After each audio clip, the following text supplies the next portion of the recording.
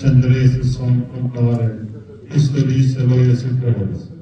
I organizim vullnetar, fisnik dhe thellësisht atletar i lindur të vitet më të vështira të popullit tonë.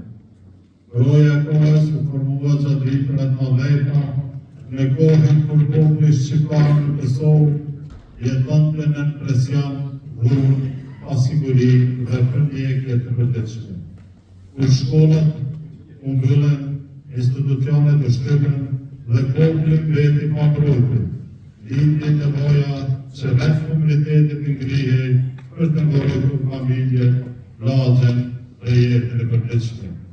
Roja e kohës ishte syri vigjilent që trajtonte rrezikun, veshi i popullit që dëgjonte stërvitje, buroja morale që ruante familjet, rend pashtet dhe siguri në kohë pasigurimi.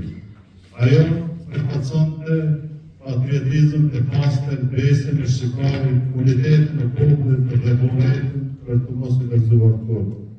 Anëtarët e rojës së kohës nuk kërkuan asnjëherë shpërblim, lavdi apo përfitim. Ata qëndruan në heshtje, në errësirë, në trektat dhe në prita, vetëm që populli të jetonte më i sigurt. Ky organizim i heshtur, i ndershëm dhe i disiplinuar, mbrojti komunitetin, ruajti rendin dhe forcoi shpirtin e rezistencës deri në slirin e rendit. Vlerat e tyre janë pjesë e identitetit kombëtar dhe një amanet që sot respektojmë. Sot, me këtë ceremoni solemne, dërojmë dëshmorët që lanë për liri, familjet e tyre që mbajnë vlarët e krenarim, reflektarët e kohës që mbështetën rezistencën dhe me ngatën që mbajnë Kosovën gjallë në vëllë.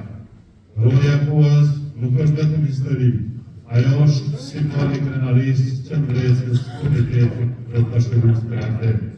Tani kam nderin që të ftoj në skenë kryetarën e shoqatës së rojës së kohës, zotëri Sharif Kamal.